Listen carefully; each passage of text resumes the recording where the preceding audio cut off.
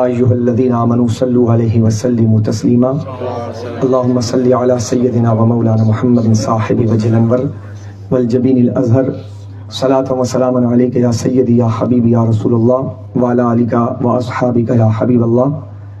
اللہ رب العزت کی بہترین حمد و ثنا، تمام تعریف، تمام توصیف، تمام محامد، تمام محاسن اللہ وحدہ لا شریک کے لیے ہے، اور اس کے پیارے حبیب لبیب صاحب خوش خصال پیکر حسن و جمال دافع رنج و ملال رسول بے مثال بی بی آمنہ کے لال ہمارے اور آپ کے سردار دستگیر جہاں حامی بے کساں سرور سروراں تتیمہ دوراں شاہ خوباں شہنشاہ حسینہ نازش ارض و سما سیاہ لامکاں سید انس و جاں امام الاولین و آخرین سید المعصومین خاتم النبیین محبوب رب العالمین جناب احمد مجتبیٰ و محمد مصطفیٰ صلی اللہ علیہ وسلم کے دربار دہربار میں عقیدتوں کا، محبتوں کا نذرانہ بصد احترام بصورت درود و سلام عرض کرنے کے بعد نہایت ہی واجب الاحترام صاحب صدر حضرت علامہ کبیر احمد مہروی دامت برکاتہم القدسیہ، ثناء حضرات، تمام مشاہدین، تمام مستمعین کی بارگاہ میں السلام علیکم ورحمۃ اللہ تعالی وبرکاتہ۔ زین بھائی، ان کے اہل خانہ، ان کے والد محترم کو مبارکباد پیش کرتا ہوں۔ سالہائے گزشتہ کی طرح اس سال بھی انہوں نے اپنے گھر پر، اپنے دولت قدرے پر ذکر مصطفیٰ کی محفل کا انعقاد کیا اور ہمیں موقع فراہم کیا کہ ہم کچھ دیر بیٹھ کر آقا کریم رؤوف الرحیم صلی اللہ علیہ وسلم کے ذکر سے اپنے دلوں کو گرمائیں اور اپنے اذہان و قلوب کو حضور کے سیرت، حضور کے اوصاف سے منور فرمائیں۔ حضرات عزیز وقار، قرآن کریم فرقان حمید کی آیت کریمہ میں نے تلاوت کی ہے، بہت مشہور ہے یہ آیت کریمہ۔ کوئی گھر ایسا نہیں کہ جس گھر میں اس کا یاد کرنے والا پایا نہ جائے، حفظ کیا ہوا کوئی بندہ ایسا نہ ہو کہ جو کسی گھر میں موجود نہ ہو، جسے ہم سورہ فاتحہ کہتے ہیں۔ یہ ہر نماز میں واجب ہے اور واجب ہونے کے اعتبار سے ہر ایک مسلمان اسے یاد کرتا ہے، تو اس کی وجوبیت کے ساتھ ساتھ اس کے مضامین کی اہمیت کا بھی اندازہ ہوتا ہے کہ اللہ رب العزت نے ہمارے روزانہ کے شیڈول میں، اسکیجول میں، روزانہ ایوری ڈے اس کی تکرار کا حکم دیا ہے، اور اللہ رب العزت کسی بات کی تکرار کا حکم دے یا کوئی بات بار بار کہے یا اس کی طرف توجہ دلوائے تو اس میں حقیقت پنہا ہوتی ہے، اس میں زندگی ہوتی ہے، اس میں سب کچھ ہوتا ہے۔ یہ صرف ایک سورہ مبارکہ نہیں ہے، بلکہ یہ ایک سلیبس ہے روزانہ کے روٹین کا کہ ہم اللہ سے کیا مانگتے ہیں۔ تو اس میں ابتدائی طور پر سورہ فاتحہ میں اللہ نے اپنے تعریف و توصیف کا تذکرہ کیا، اس نے اپنے صفات کا ذکر کیا کہ وہ کون ہے، اس نے اپنا تعارف خود کروایا۔ لوگوں کے ذہنوں میں تھا کہ اللہ رب العزت بہت قہار ہے، جبار ہے، خدا جو ہوتا ہے وہ بہت طاقتور ہوتا ہے۔ تو یہ ذہنوں کے اندر، چونکہ انسان کی نفسیات اپنے سے طاقتور سے دبتی ہے، محسوس کرتی ہے، کمفرٹ فیل نہیں کرتی، تو اللہ رب العزت نے اپنا تعارف جو کروایا سورہ فاتحہ میں، جیسے قرآن کھولتے ہیں تو اس نے کہا لوگوں میں رحمان و رحیم ہوں، میں مہربان ہوں، تاکہ انسان کی نفسیات اس طرف ڈائیورٹ ہو، اسے پتہ چلے کہ ہم جس کے عبادت کرنے والے ہیں، جو ہمارا معبود ہے، معبود برحق ہے، وہ رحمان ہے، مہربانی کرنے والا ہے، رحیم ہے، شفقت کرنے والا ہے۔ پھر اس کے بعد اس نے کہا کہ وہ رب العالمین ہے، عالمین کا پالنے والا ہے۔ اس نے کہا دنیا میں جتنی بھی چیزیں ہیں ان تمام چیزوں تک رزق کی رسائی اللہ رب العزت فرماتا ہے۔ یہ سب فرمایا اس نے اور کہا کہ پھر فوراً تفاوت کیا، فوراً اے اللہ تیری تعریف ہوئی، اس کے بعد ایاک نعبد، ہم تیری عبادت کرتے ہیں۔ ابھی وہ تھا، وہ کے بعد تو ہو گیا، یہ بڑا فرق ہے۔ تمام تعریفیں اس کی جو رب العالمین ہے، رحمان و رحیم ہے، مالک یوم الدین ہے۔ اب یہ بات ہو رہی تھی اس کی جو موجود نہیں ہے، لیکن فوراً اس کے بعد کہتا ہے ایاک نعبد و ایاک نستعین۔ اب اس کے بعد کہتا ہے کہ ہم تیری عبادت کرتے ہیں۔ جب وہ تعریف کے بعد ایسا لگتا ہے کہ وہ سامنے آ گیا ہے، تو فوراً اللہ رب العزت نے ہمیں کہا کہ تم ایسے اللہ رب العزت کو پکارو کہ وہ سامنے موجود ہے۔ ایاک نعبد، ہم تیری عبادت کرتے ہیں۔ تیری عبادت کا مطلب ہے کہ ہم گفتگو جب کرتے ہیں تو میں ایک گفتگو ہوتی ہے. سامنے جب ہوتا ہے تب یہ بات کہی جاتی ہے. تو کہ اللہ ہم تیری عبادت کرتے ہیں. تو ہاتھ باندھ کے جب ہم کھڑے ہوتے ہیں تو ہم یہی کہتے ہیں کہ اللہ ہم تیری عبادت کرتے ہیں. تو تصور واضح کیا جاتا ہے کہ ہم جس کے سامنے کھڑے ہیں وہ ہمارے سامنے موجود ہے. ایاک نستعین، ہم اسی سے مدد مانگتے ہیں، تجھ سے مدد مانگتے ہیں. یہ بات کرنے کے بعد پھر کہا کہ مدعا رکھو اللہ کے سامنے، اپنی بات رکھو جس کی تمہاری ڈیمانڈ ہے، ہر لمحے تمہیں اس کی ضرورت ہے. جو پوری زندگی میں ہو، لائف میں آپ کو 70 سال کی زندگی میں جس چیز کی زیادہ ضرورت ہے آپ کو نا، اس چیز کو مانگنے کا حکم دیا ہے. ہماری زندگی کی ضرورت یہ ٹھیک ہے، رزق ہے اپنی جگہ پر ہے، وہ بھی ضرورت ہے، لیکن بعض دفعہ ایسا ہوتا ہے کہ رزق کے بغیر بھی گزارا ہو جاتا ہے.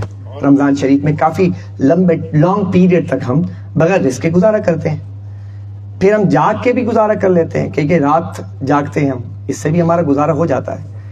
یعنی کہ نیند ہر وقت ضروری نہیں ہے، بعض دفعہ ہم نیند کے بغیر بھی زندگی گزار سکتے ہیں. لیکن فرمایا جس چیز کی ضرورت ہے تمہیں وہ ہے ہدایت، اس کے بغیر تمہارا ایک لمحہ بھی گزرنا نہیں چاہیے. تو فرمایا اہدنا الصراط المستقیم، اللہ ہمیں سیدھے راستے پر چلا. یہ مانگو تم، یہ کہا بار بار مانگو. روزانہ ایوری ڈے میں ہم تقریباً 50 سے زائد مرتبہ اللہ سے ہی کہتے ہیں. روزانہ 5 وقت کی جو نماز پڑھتے ہیں صبح سے لے کے رات تک تقریباً 52 مرتبہ پوری نمازیں جتنی بھی ہیں ان تمام نمازوں میں یہی مانگتے ہیں آپ، اہدنا الصراط المستقیم، اللہ ہمیں سیدھے راستے پر چلا. جب آپ نے ہدایت مانگی نا اللہ سے، تو ہدایت کا جواب جو اللہ نے دیا ہے کہ ہدایت کیا چیز ہے، ہدایت کا سسٹم سمجھایا، ہدایت کا نظام بتایا کہ ہدایت کا نظام کیا ہے، کیسے تمہیں ہدایت ملے گی. کا صراط الذین انعمت علیہم، یہ جواب ہے اس بات کا جو سوال کیا جاتا ہے.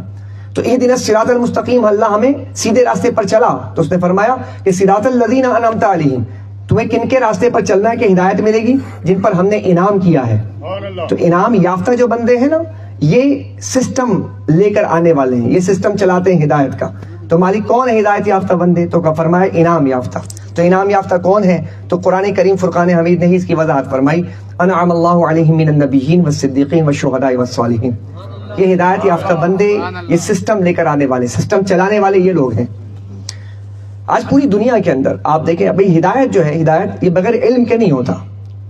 یعنی کوئی شخص جس کو ہدایت ملی ہے، اگر آپ کو ہدایت نہ ملے تو آپ یہاں کیسے آئے؟ ہدایت تھی تو آپ آئے نا یہاں پر. آپ کے پاس علم تھا تو آپ اس گھر تک پہنچے ہیں. اگر آپ کے پاس علم نہ ہو تو آپ کسی کے گھر نہیں جا سکتے.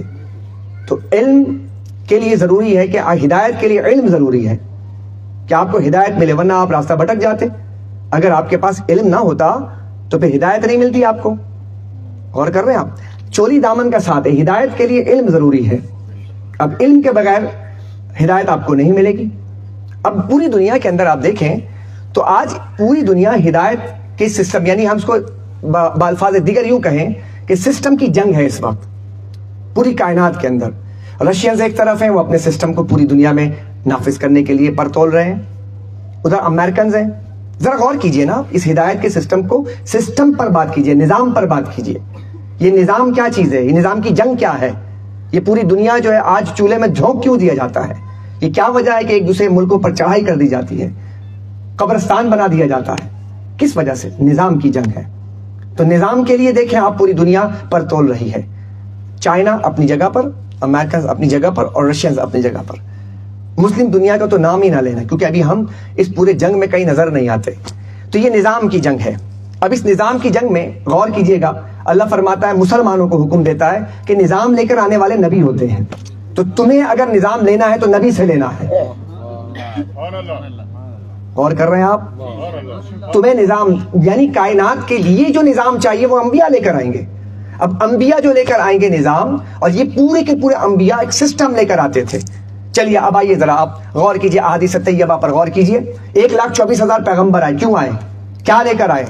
ہدایت لے کر آئے، سسٹم لے کر آئے، نظام لے کر آئے، جینے مرنے کے تمام اسلوب لے کر آئے، کیسے جینا ہے، مرنے کے بعد تمہیں کیا کرنا ہے، یہ ساری چیزیں لے کر آئے پیغمبر.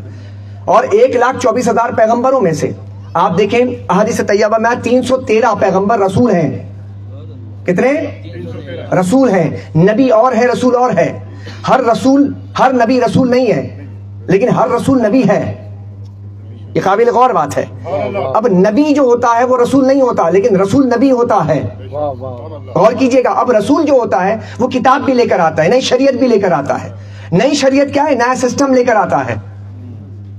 میں آج اس کو بہت آسان کر کے سمجھاتا ہوں آپ کو. شریعت اگر ہم کہیں گے تو آپ کہتے ہیں پتہ نہیں کون سے مولانا صاحب کوئی شاید درس نظامی کی کوئی بات چھیڑ دیں گے. لہٰذا اگر ہم شریعت کو اگر الفاظ دیگر یوں کہیں کہ یہ شریعت کیا ہوتا تھا, نظام ہوتا تھا, سسٹم ہوتا تھا کہ تم نے زندگی کیسے گزارنی ہے, تمہارے تعلیم کا نظام کیسے ہوگا, تمہارے آئلی نظام کیسے ہوگا, تمہارے معاش و معیشت کا نظام کیسے ہوگا, تم زراعت کے اندر جب کسی چیز کو بو گے تو اس میں حلال و حرام کا نظام کیا ہوگا, تمہیں کس کس کیٹیگری کے اندر کتنے کتنے حدود تک جانا ہے اور کہاں سے آگے جا کر تمہاری پکڑ ہو جانی ہے. یہ باتیں تو تھی نا, یہی تو نظام ہے. اور کیا نظام ہے دنیا کے اندر نہیں ہوتا ہے کہ آج بھی یہ جو جتنے بھی امپائرز قائم ہیں وہ کہتے ہیں ہماری بات مانو, یہ حدود ہیں, اس سے آگے بڑھو گے ہم تمہارے خلاف اعلان جنگ کر دیں گے. یہی ہوتا ہے نا صاحب, بتائیں نا. یہاں آپ دیکھیں جتنے ممالک ایسے ہیں جنہوں نے ان کی بات نہیں مانی, انہوں نے اعلان جنگ کر دیا. حدود بنائے گئے نا کہ یہ ہمارے حدود ہیں, امریکہ کی حدود ہیں, اس کو پامال کرتے ہیں. انہوں نے عراق کو ملیا میٹ کر دیا, افغانستان میں چڑھ دوڑے, لبنان, لیبیا, ہر جگہ آپ جا کر دیکھیں یہی تھا نا. اور جو ان کے ساتھ ہواری ہیں یورپینز ہیں, آپ دیکھیں ان پر نوازشات ہیں, جو ان کے نظام کو مانتے ہیں, ان کے حدود میں رہتے ہیں, ان کے اوپر نوازشات ہیں, عطائیں ہیں. تو اللہ رب العزت کا بھی تو ایک نظام ہے نا, اس نے بھی تو دنیا میں ایک نظام بھیجا ہے نا, اسی کا نظام حقیقت پر مبنی ہے. تو اللہ سبحانہ و تعالیٰ نے نظام بھیجا, مسلمانوں سے کلام کیا. میں اس نظام کی بات نہیں, میں تو کمپیئر کر رہا تھا کہ دیکھیں اب بنیاد کیا ہدایت ہے. اب ہدایت کیسے ملے گی, علم کے بنیاد پر ملے گی. اب علم ہوگا تو ہدایت ملے گی. لہذا آج جتنے نظام ہیں یہ سب علم کی بنیاد پر ہی قائم ہیں. جتنا نظام آج ہے, سسٹم ہے, یہ علم کی بنیاد پر ہے. غور کیجئے گا, آج کیا آج جتنی بڑی بڑی رست گاہیں ہیں, یا آپ چاند پر جا رہے ہیں, آپ جان بچانے والی ادویات ایجاد کر رہے ہیں, آپ اپنی مرضی سے بارشیں برسا رہے ہیں, آپ اپنی مرضی سے ارتھ کوئک آپ کر لیتے ہیں, آپ اپنی مرضی سے کسی بھی ملک کے اندر میزائل سسٹم آپ داغ دیتے ہیں, آپ ایٹم بم مار دیتے ہیں. تو اس کے پیچھے کیا ہوتا ہے, علم ہوتا ہے نا. علم کی بنیاد پر ایٹم کے ذرے کو آپ نے تخلیق کیا, تخلیق تو نہ کیا, آپ نے دریافت کر لیا. اس دریافت کرنے کے بعد آپ نے پوری دنیا کو جناب کہا کہ ایسا کرو گے تو ہم تمہاری ایسی تیسی کر دیں گے. تو آپ نے علم کی بنیاد پر ہی اس نظام کو قائم کیا ہے. اب یہ رہا انسان کا نظام. یہ نظام جو تھا علم, یہ علم یعنی نظام علم کی بنیاد پر آیا. اب انسان کا علم تو محدود ہے, ریسورسز کیا ہیں اس کے, حواس خمسہ ہیں, حواس خمسہ ہیں, یعنی کہ سورس آف نالج کیا ہے آپ کے پاس, 5 سینسز ہیں آپ کے پاس. غور کیجئے گا ذرا اپنے, میں اسی پنڈال میں رہ کر اپنے اوپر غور کیجئے. علم کیسے ملتا ہے, چھو کر ملتا ہے. علم کیسے ملتا ہے, دیکھ کر ملتا ہے. علم کیسے ملتا ہے, سن کر ملتا ہے. علم کیسے ملتا ہے, سونگ کر ملتا ہے. علم کیسے ملتا ہے, ٹیسٹ کر کے ملتا ہے. یہ 5 ذرائع ہیں.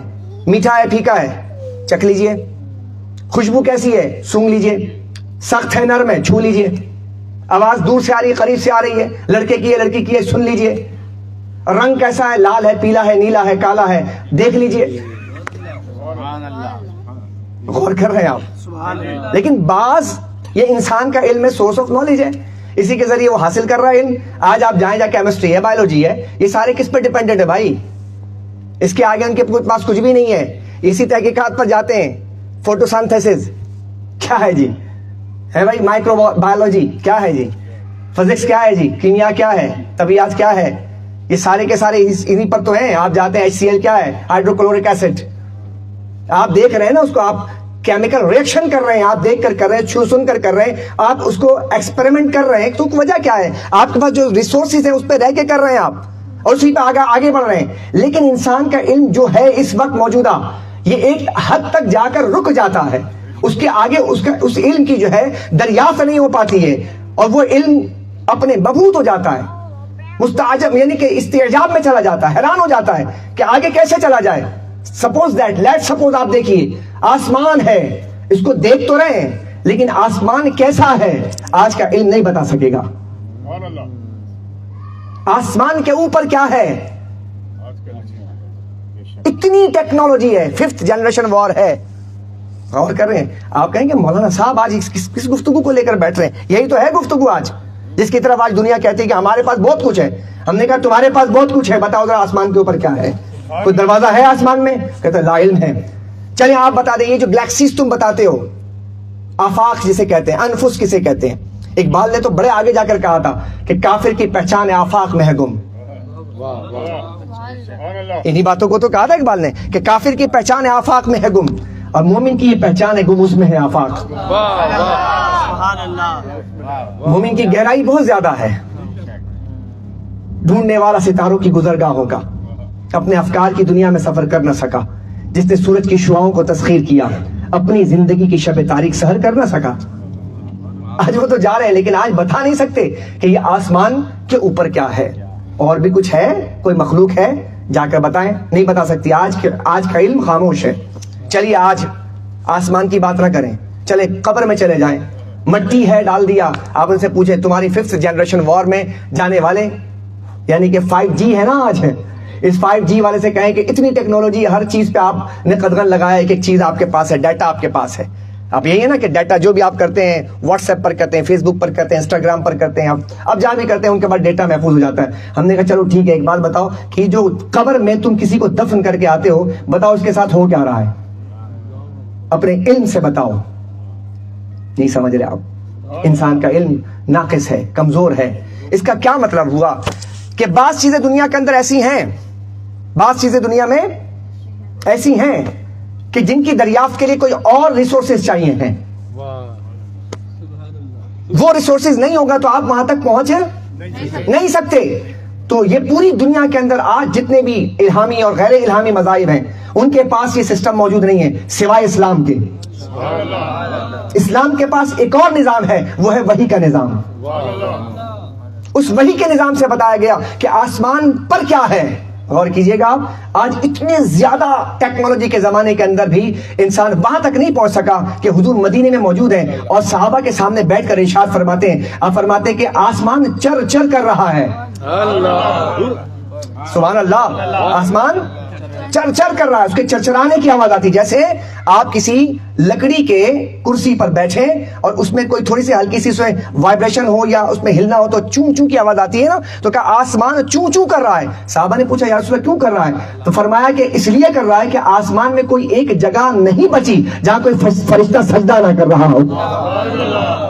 فرشتوں کے اجتحام کی وجہ سے ریزن بھی بتا دیا. نہ کوئی آیا نہ گیا. حضور فرماتے ہیں اللہ اکبر، سرکار کی آمد. اور کر رہے ہیں آپ اس علم پہ، اس نظام پہ غور کیجئے. آپ دریائے دجلہ، دریا فرات، آقا فرماتے ہیں آسمان سے دریا جاری ہو رہے ہیں. کوئی پائپ لائن بتائے؟ لیکن حضور نے فرمایا کہ آسمان سے، کنیکشن وہاں سے. اب یہ کلیدہ نظام ہے نا صاحب، غور کیجئے آپ. آقا دو جہاں صلی اللہ علیہ وسلم ارشاد فرماتے ہیں جب بندہ مومن کا انتقال ہوتا ہے تو اس کی روح کو لے کر نکلتے ہیں، مفہوم عرض کر رہا ہوں، اس کی روح کو نکلتے ہیں لے کر فرشتے، آسمان پر جاتے ہیں، دروازہ کھٹکھٹاتے ہیں. یہ بتا بھی دیے کہ آسمان میں دروازہ بھی ہے. چند باتیں عرض کر رہا ہوں صرف. حضور علیہ السلام جا رہے ہیں، قبرستان پہ جا رہے ہیں، آپ نے ٹہنی رکھ دی کھجور کی. صحابہ نے پوچھا رسول اللہ آج سے پہلے ایسا دیکھا نہیں، یہ ٹہنی کیوں رکھی؟ بخاری کی روایت ہے. آقا کریم صلی اللہ علیہ وسلم نے ارشاد فرمایا دونوں پر عذاب ہو رہا تھا. دیکھیں کیفیت بتا دی، عذاب ہو رہا تھا. یعنی یہ علم کہاں تک دیکھتا ہے، اس علم کی رسائی کہاں تک ہے. نہ صرف رسائی ہے بلکہ اس علم سے جاننے کے بعد اس عذاب کی کیفیات کو دور کرنے کی بھی اختیارات اللہ نے عطا فرمائے ہیں. اللہ اکبر. کہا کہ ان دونوں پر عذاب ہو رہا تھا. پھر فرمایا یا رسول اللہ صلی اللہ علیہ وسلم کیوں ہو رہا تھا؟ کہ ایک پیشاب کے چھینٹے سے نہیں بچتا تھا اور ایک چغل خور تھا. اب وہ چغلی تو بعد میں پہلے کیا تھا نا، زندگی میں کیا تھا. یا پیشاب بندہ جب کرتا ہے تو آج بھی ہمارے یہاں تو کوئی دیکھتا نہیں ہو، تو بند کمرے کی بند جگہ پہ ہوتی ہے یہ سب چیزیں کہ کون بچ رہا ہے کون نہیں بچ رہا ہے. لیکن نگاہ مصطفیٰ اللہ اکبر نہ صرف گناہ بتا رہے ہیں بلکہ گناہ کے اسباب بھی بتا رہے ہیں. اور فرمائے جو میں نے رکھا ہے نا، تو جب تک یہ تر رہے گا یہ کھجور کی شاخ، تو اللہ تعالیٰ اس کے ذکر کی وجہ سے اس عذاب کو دور فرما دے گا. تو اللہ جل وعلا شانہ نے ایک اور نظام دیا جو وحی کے ذریعے آپ کو پتہ چلے گا، اور وہ وحی ہے قرآن. یعنی آج پوری دنیا میں اگر کوئی نظام کسی کے پاس اسٹرانگ نظام ہے، مضبوط نظام ہے، وہ مسلمانوں کے پاس ہے. مسلمانوں کے پاس کہ جس نظام کے تحت پوری دنیا پہ حکمرانی کی جا سکتی ہے، اور سارے آپ کے سامنے گر جائیں گے، جھک جائیں گے، ان کی گردنیں جھک جائیں گی، بشرط یہ کہ تم اپنے قرآن کو امام بناؤ گے، قرآن میں غور کرو گے، قرآن میں تحقیق کرو گے، قرآن کے نظام کو نافذ کرو گے. پیغمبر دو جہاں نے ساری زندگی کیا کیا ہے؟ کھٹکھٹا کر کیا بتایا ہے؟ لوگوں یہ قرآن ہے، اس پر عمل کرو. صحابہ نے پوچھا، کسی نے کہا کہ حضور کا اخلاق کیا تھے؟ حضور کے اخلاق کیا تھے؟ تو سید عائشہ صدیقہ نے کیا فرمایا؟ کان خلقہ قرآن، سارا قرآن حضور کا اخلاق تھا. یعنی اس پورے نظام کو آپ نے بائی پریکٹیکل امپلیمنٹ کر کے دکھایا ہے، اس کو ایگزیکیوٹ کر کے دکھایا ہے کہ قرآن کریم نے جو بتایا اس کو کیسے نافذ کیا جائے گا، آپ نے اپنی زندگی میں کر کے دکھایا ہے. اللہ اکبر، غور کیجیے آپ. تو کیا حضور کے جانے کے بعد پھر اب کیا وہ نظام جو آ رہا تھا اوپر آسمان سے وحی کے ذریعے آ رہا تھا، اب وہ کیسے آگے بڑھا؟ تو اب یہ سلسلہ آگے بڑھے گا کیونکہ قیامت تک کے لیے اس دین کو آگے بڑھنا ہے. اس لیے نبی ہیں دو جہاں خاتم النبیین ہیں.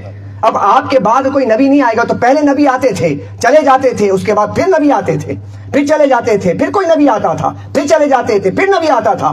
اب قیامت تک کوئی نبی تو نہیں آئے گا. اب یہ رسپانسبلٹی کس پر لگائی گئی؟ کس کی ذمہ داری ہے؟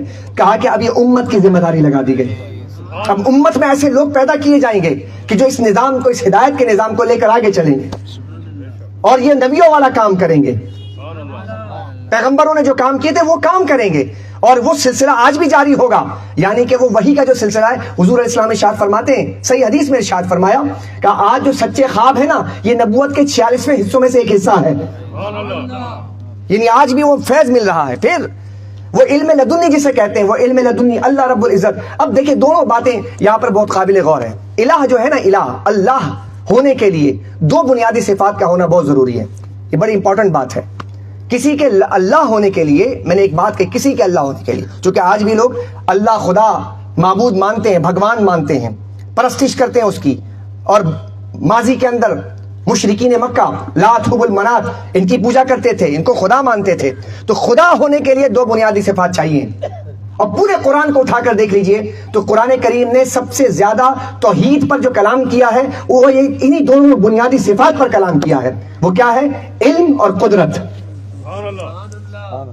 پورے قرآن کریم کے اندر آپ دیکھیں توحید کے لیے، خدا کے لیے، الہ کے لیے، الہ ہونے کے لیے دو بنیادی صفات ہیں. ایک کیا؟ ایک علم ہے اور ایک قدرت ہے. اللہ جا بجا فرماتا ہے کہ اللہ کا علم ہر چیز پر محیط ہے. وہ بار بار اس بات کو باور کرواتا ہے لوگوں، ہر چیز ذرے ذرے کا علم ہے. تمہارے دل سے اٹھنے والے ارادے، اس کا علم اللہ کو ہے. وہ جانتا ہے ایک چیز کو. تو ظاہر سی بات ہے جب اللہ نہ جانے تو پھر محاسبہ کیسے کرے گا، پوچھ تاچھ کیسے کرے گا؟ تو خدا کی اب جب معلوم بھی ہو جائے لیکن قدرت نہ ہو اس کو عذاب دینے کا، اس کو پکڑنے کا، اس کو گرفت کرنے کا، تو بھی الہ کے لیے یہ ضروری بات ہے کہ وہ گرفت بھی کر سکے، پکڑ بھی سکے. تو اللہ فرماتا ہے کہ اللہ رب العزت کی قدرت ہر چیز پر قادر ہے. واللہ علی کل شیء قدیر. اللہ ہر چیز پر قادر ہے. اب دو باتیں آ گئیں. ایک تو اللہ علم بھی رکھتا ہے، اسی بنیاد پہ تو قیامت میں فیصلے ہونے ہیں. اور کتنے دیر میں ہوگا پتہ ہے آپ کو؟ قرآن کہتا ہے وَهُوَ سَرِيعُ الْحِسَابِ وَهُوَ أَسْرَعُ الْحَاسِبِينَ. اللہ بہت جلد حساب لینے والا ہے.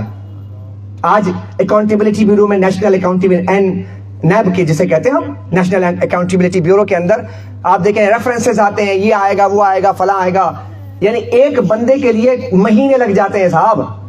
اور ریفرنس کوٹ کرتے ہیں، یہ گواہ آئے گا، اس کے بعد منی ٹرائل بتاتے ہیں. یہ سارے کے سارے مسائل آپ نے جان لیے ہیں. اور ایک آدمی کا حساب اتنا مشکل ہے. رب کائنات کتنے دیر میں حساب لے گا؟ مفسرین نے فرمایا وَهُوَ أَسْرَعُ الْحَاسِبِينَ. سورہ انعام میں اللہ نے فرمایا اور سورہ رعد میں فرمایا وَهُوَ سَرِيعُ الْحِسَابِ. جا بجا فرمایا.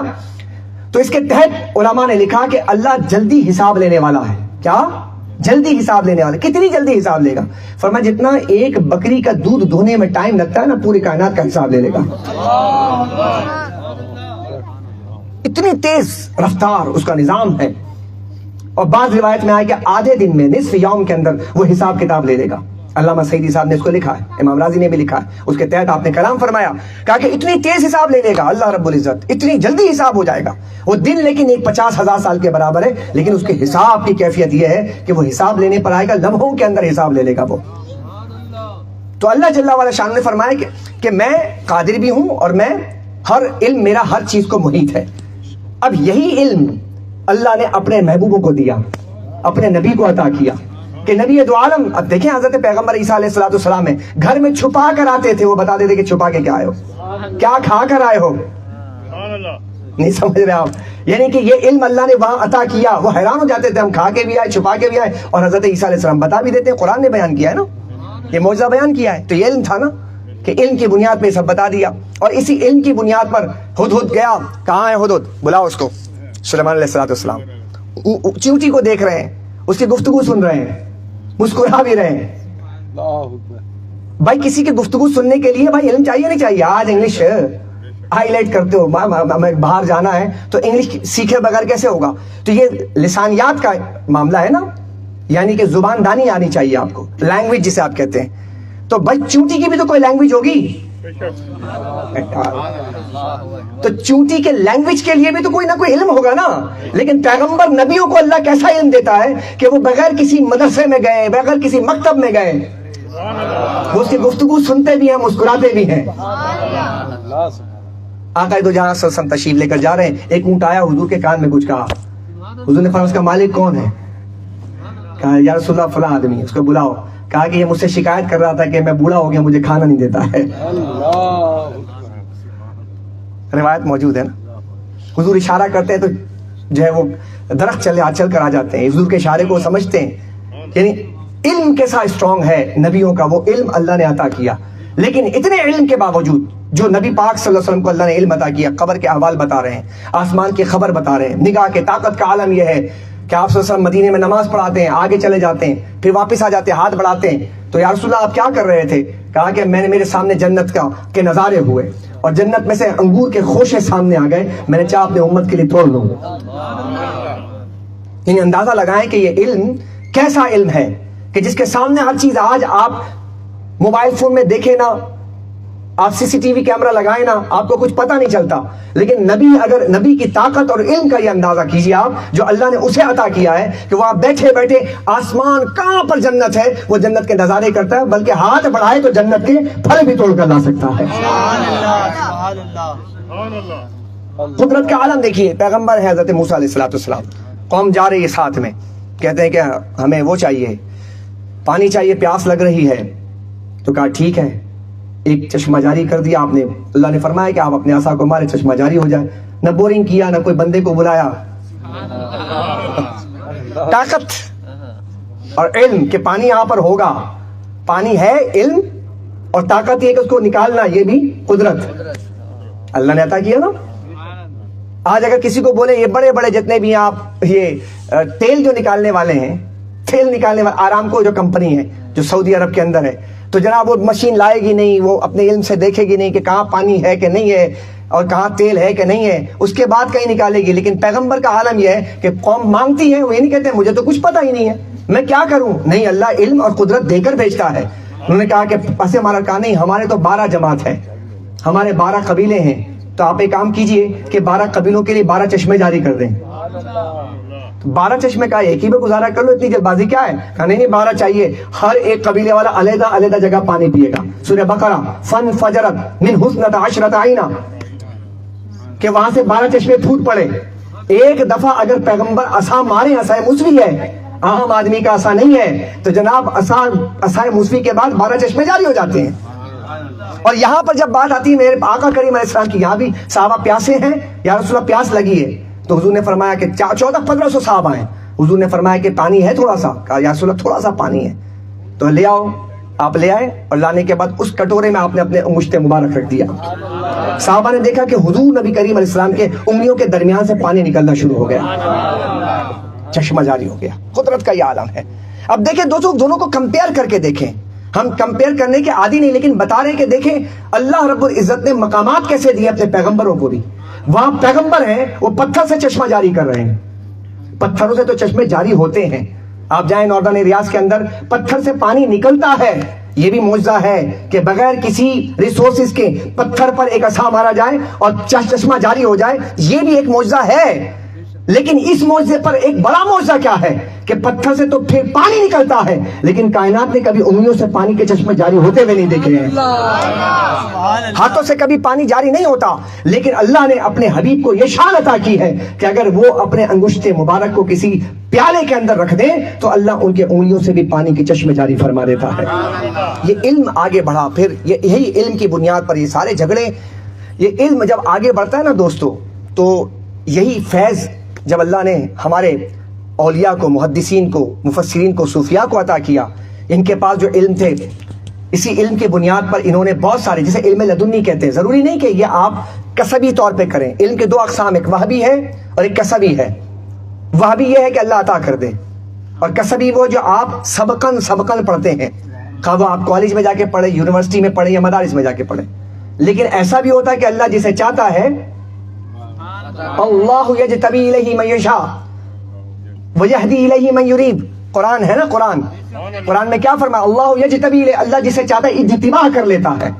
اجتباء کا مطلب علامہ آلوسی نے کیا فرمایا؟ سک کر لیتا ہے، اسے اٹھا لیتا ہے جہاں سے چاہتا ہے. جاہل ہوتا ہے نا اگر، تو پہلے اسے علم کی میراث دیتا ہے، علم کی وراثت دیتا ہے، اس کے بعد پھر ولی بناتا ہے.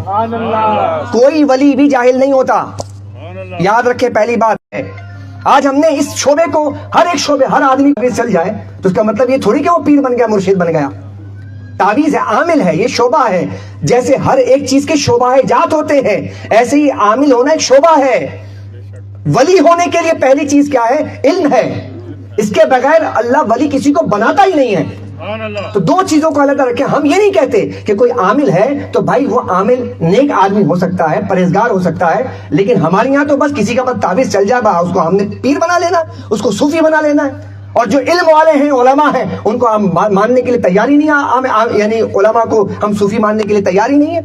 اب حضور غوث الاعظم شیخ عبد القادر جیلانی نے پہلے سبقن علم پڑھا ہے نا. نظام الدین اولیاء نے سبقن علم پڑھا ہے نا. جتنے اولیاء کرام اٹھا کر دیکھیے آپ، سبقن پڑھا ہے علم. درس نظامی پڑھا ہے، معین الدین چشتی رحمۃ اللہ علیہ پڑھا ہے. محدث بھی تھے یہ لوگ، حدیث بیان کرتے تھے. حتیٰ کہ بابا فرید رحمۃ اللہ تعالی علیہ، ہماری ایک کتاب پڑھائی جاتی ہے التمہید، بڑی مشکل کتاب ہے. اس کتاب کو پہلے بابا فرید نے نظام الدین اولیاء رحمۃ اللہ علیہ کو پڑھایا. پڑھانے کے بعد پھر اس کا امتحان لیا. جب امتحان لے چکے تو پھر آپ نے ان کو خلافت عطا فرمائی. وہاں پہ علم. ہمارے یہاں جو آج یہ جو ایک بہت بڑا فتنہ ہے، وہ فتنہ کیا ہے کہ ہم نے ہر ایک آدمی کو پیر بنا دیا ہے. جس کو بیچاروں کو دین کا علم ہی نہیں ہے وہ پیر بن گیا ہے. لہذا پیر بننے کے لیے سب سے پہلی شرط، صوفی بننے کے لیے، عالم بننے کے لیے پہلی شرط ہے علم ہے. لہذا پورے آپ علم کے نظام کو دیکھیں گے تو اللہ پہلے علم، یا تو وہ سبقن پڑھا یا پھر اللہ دیتا ہے. اب یہ نہ سمجھنے کہ کوئی اللہ کے ولی ہیں مزار پہ کہ وہ امی ہیں. لفظ امی کہہ رہا ہوں میں. امی ہونے کا مطلب یہ کہ دنیا میں کسی مکتب میں جا کے پڑھا نہیں، لیکن اللہ نے ان کو عطا کر دیا. جیسے میرے آقا کریم علیہ السلام امی ہیں. کیا ہے؟ امی ہیں. قرآن کہتا ہے امی ہیں. آپ امی ہیں، آپ نے دنیا میں کسی مکتب میں نہیں پڑھا، جو کچھ پڑھا اللہ سے پڑھا ہے. لہٰذا یہ فیضان بھی تو جاری ہوگا حضور کے صدقے، کہ امی بھی تو کچھ لوگ ہوں گے. ایک مثال دیتا ہوں آپ کے پاکستان میں کیسے کیسے ہیرے نگینے ہیں. ایک بابا ہیں، بابا پٹھان ہے. پٹھان صاحب، مادری زبان بھی عربی نہیں، عربی آتی ہی نہیں. ساری زندگی گزار دیا ایک جناب وہاں پر کٹیا میں، ٹھیک ہے نا. بابا جن کی مادری زبان اردو عربی نہیں، اردو ٹھیک نہیں آتی ان کو. انتقال کے وقت جب قریب وقت آیا تو اپنے بچوں کو بلایا، کہا کہ وہ جو مٹکا رکھا ہے نا، اس مٹکے کے پیچھے کچھ میں نے اوراق رکھے ہیں لکھے ہوئے، ان کو جمع کر لینا اور اس کو کتابی شکل میں چھپوا دینا.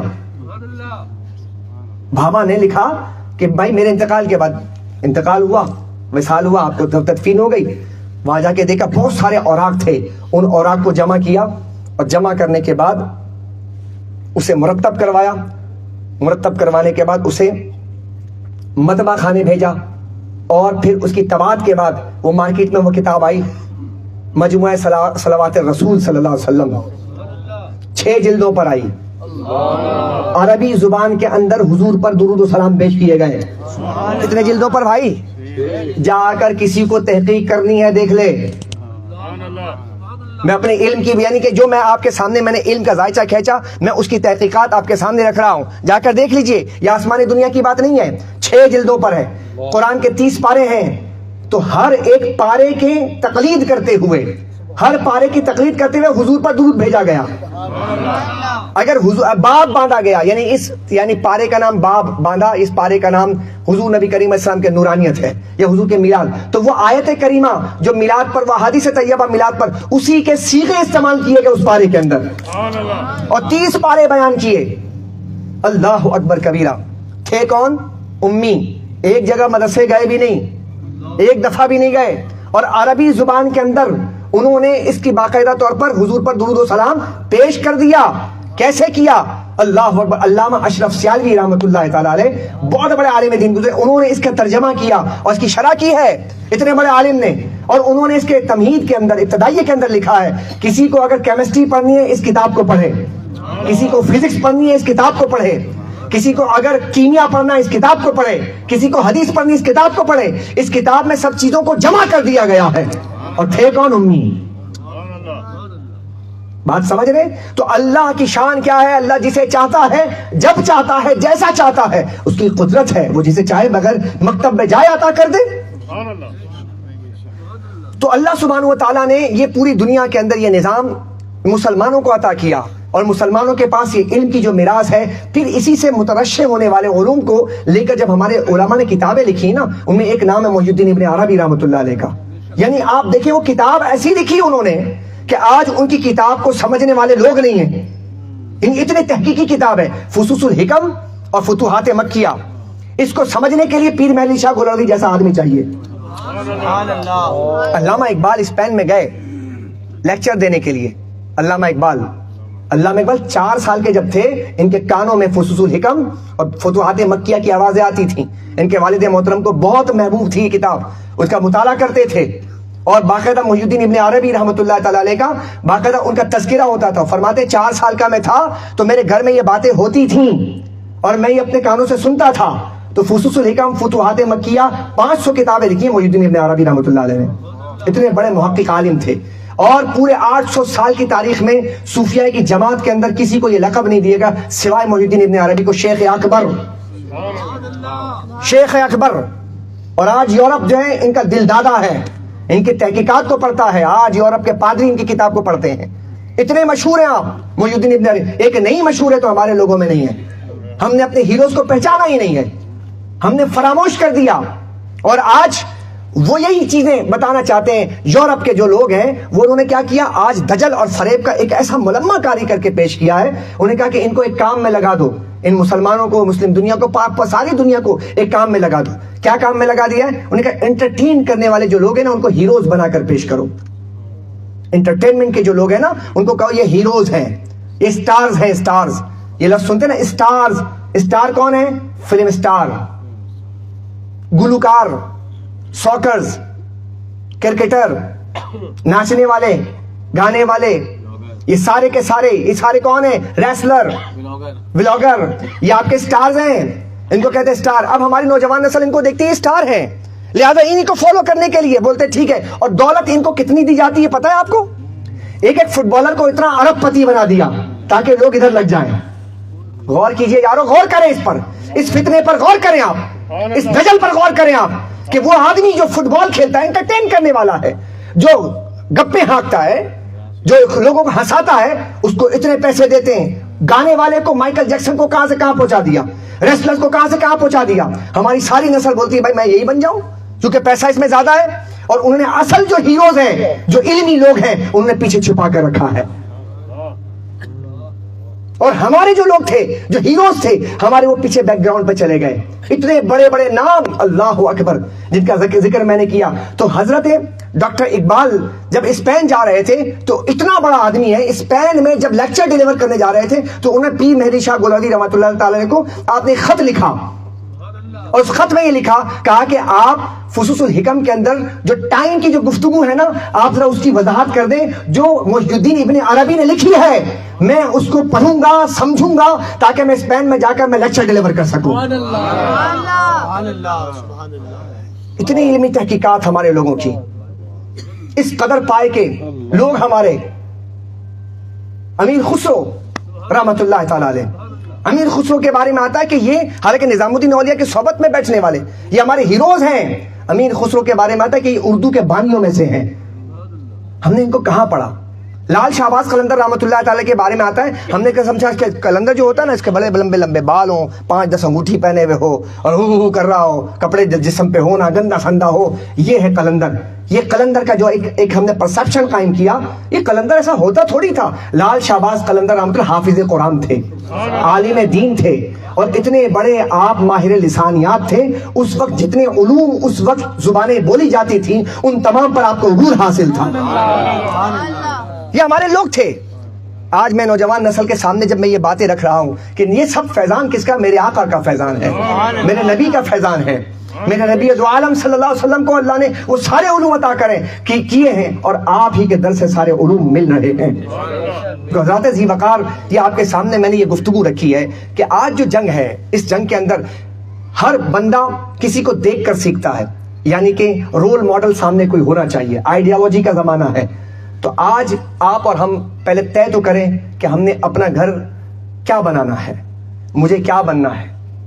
پہلے یہ طے کریں مجھے کیا بننا ہے, میں دنیا میں کیوں آیا, میرے مقاصد کیا ہیں, مجھے مرنے کے بعد کیا جواب دینا ہے, کیا میں یہاں پر آیا تو کوئی خاص مقصد کے لیے آیا.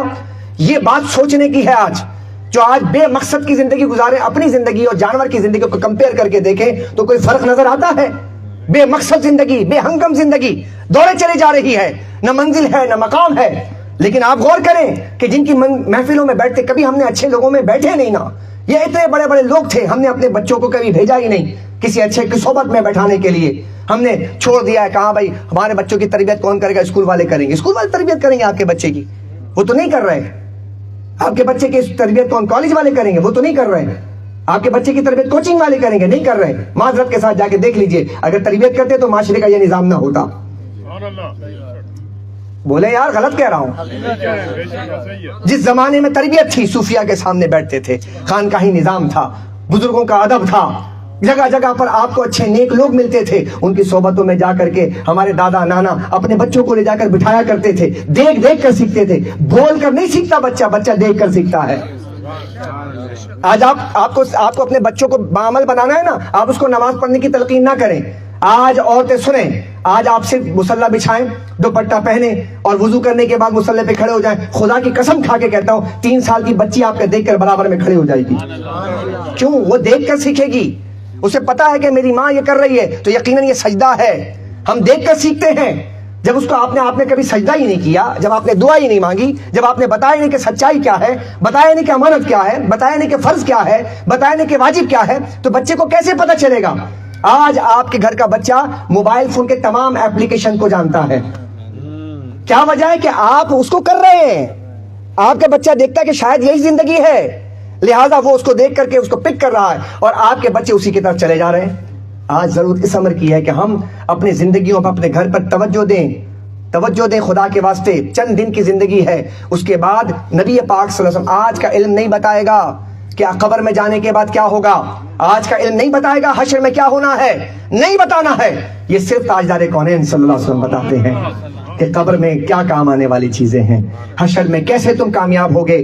دنیا کے امتحانات میں کامیاب ہونے کے لیے رات بھر جاگتے ہو, دنیا کے امتحان کے لیے کتنی محنت کرتے ہو کہ میں CSS کا امتحان پاس کر لوں, میں ماسٹرز کا امتحان پاس کر لوں. یہ سارے اسٹوڈنٹس بیٹھے ہوئے, آپ نے کتنی محنت کی ہوگی امتحان کو پاس کرنے کے لیے. ایک امتحان قیامت میں بھی تو ہوگا, ایک امتحان حشر قبر میں بھی تو ہوگا. کوسچن تو پار آپ کو آؤٹ کر دیے گئے, کہا کہ سوالات پوچھے جائیں گے, کیا سلوشن ہے تمہارے پاس, کیا حل ہے, پرچہ جات بیان کر دیے گئے. لیکن اس کے باوجود ناکامی اور نکما پن کا اور ہمارے اس سستی اور کاہلی کا کوئی علاج ہی نہیں ہے کہ آج اس کے لیے ایک لمحے کے لیے تیار نہیں کہ ہم اس کی تیاری کریں. دوستو, بزرگوں, نبی پاک صلی اللہ علیہ وسلم اپنے صحابہ کو بٹھاتے تھے تو ان کے دلوں کے اندر فکر آخرت پیدا کرتے تھے. یہ بتاتے تھے کہ تم اس دنیا میں صرف رہنے کے لیے, یہ تو دنیا دارالعمل ہے, دارالجزا آخرت ہے. یہاں جو اچھا بوؤ گے تو وہاں اچھا کاٹو گے.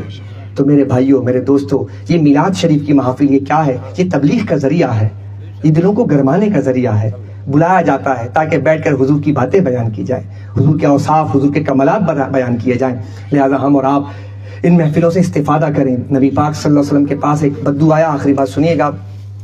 اللہ اکبر. کہنے لگے, حضرت سہل بن سعد ساعدی روایت کرتے ہیں کہ ایک بدو آیا اور آ کر عرض کرنے لگا, یا رسول اللہ مجھے ایک ایسا کام بتائیے کہ اللہ مجھ سے محبت کرنے لگ جائے، اللہ مجھ سے محبت کرنے لگ جائے، اور ایک ایسا کام بتائیے کہ لوگ بھی مجھ سے محبت کرنے لگ جائیں۔ بدو تھا، حضور کے پاس ہر طرح کے لوگ آتے تھے، دیہاتی جسے کہتے، اس کے بعد علم وغیرہ کچھ نہیں، کہ وہ تو ظاہر سوال بھی ایسے ہی کرے گا، آپ اس کو بہت آپ لمبے، جیسے فٹ بال ہے نا، فٹ بال آج فٹ بال کا زمانہ ہے، اب فیفا ورلڈ کپ کا تو بالکل بھوت سوار ہے سب پر ہیں جی۔ آپ یقین جانیے، میں نے محی الدین ابن عربی کا نام لیا تو آپ تو نام سے شیخ اکبر کہہ دیتا تو شاید نہیں پہچانتے، لیکن میں کہ رونالڈو کہاں کا ہے تو آپ فٹافٹ بتا دیں گے، آپ کو پتا جب میسی کون ہے تو آپ فٹافٹ بتا دیں گے میسی کون ہے، کتنے گول کیے اس نے، پچھلا ورلڈ کپ کس نے جیتا، کب سے کیا ہو رہا ہے، ایک ایک بات، ایک ایک انفارمیشن ہے، نہیں پتا تو دین کے بارے میں کچھ نہیں پتا۔ یہ میں بتاؤں دجل ہے، فریب ہے، انہوں نے اپنے پلان میں کامیاب ہو گئے ہیں، وہ کامیاب ہو گئے اور ہم ناکام ہو گئے، ہم اپنے لوگوں کو بتا نہیں سکے، اپنے ہیروز کو، وہ اپنے تمام انٹرٹین کرنے والے لوگوں کو ہیرو بنا کر انہوں نے اس بات کو دنیا میں بتا دیا کہ یہ انٹرٹین کرنے والے یہ ہیرو ہیں، ان کے پیچھے لگ جاؤ، لگ گئی دنیا۔ تو فٹ بال ہے نا، فٹ بال، ایک دیہاتی آیا، دیہات میں پرانے زمانے کی بات ہے، اس وقت فٹ بال وغیرہ تھا ہی نہیں اتنا، تو دیہاتی، یہ شہروں کے نخرے تھے، ظاہر گراؤنڈ چاہیے بڑا، 11 پلیئر ادھر بھی ہوں 11 ادھر بھی ہوں، اس کے لیے گول چاہیے، فلاں گیند چاہیے، تو یہ تو امیروں کے چوچلے ہیں نا، غریبوں کے چوچلے تو نہیں ہیں یہ سارے، کرکٹ ہو یا فٹ بال ہو، سوئمنگ ہو، اس میں تو بہت دولت چاہیے، پیسہ چاہیے، نہیں لگایا 220 ارب، یہ کسی غریب ملک کے تھوڑے چوچلے ہیں، یہ بڑے ملکوں کے چوچلے ہیں نا بھائی۔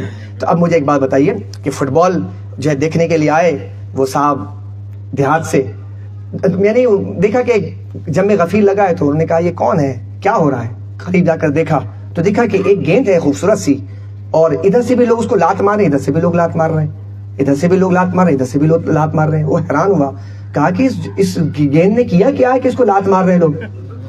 تو پہلی مرتبہ اس نے جب دیکھا تو ایسے ہی قائم ہوتا ذہن کے اندر، تو برابر میں ایک صوفی بزرگ کھڑے تھے، انہوں نے دیکھ لیا، انہوں نے کہا نوجوان کیا بات ہے، کہا کہ بابا یہ بتائیں اس کا قصور کیا ہے اس گیند کا، اس کو لات کیوں مار رہے ہیں، کہا اس کا ایک قصور ہے، کہا کیا، کہا یہ اندر سے خالی ہے،